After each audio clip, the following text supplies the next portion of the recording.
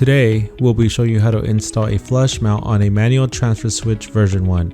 We'll look at the flush mount bracket and the screws that come included in the box.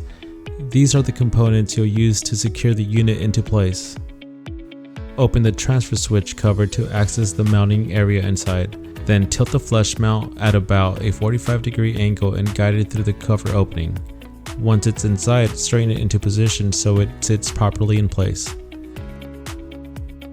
Secure the flush mount using 3 screws on each side.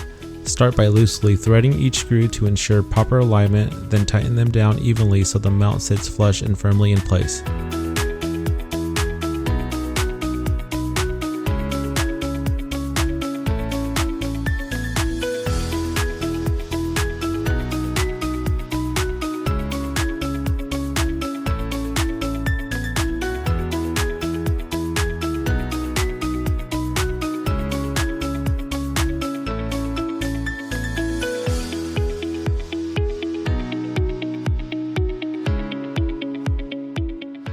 And that's it.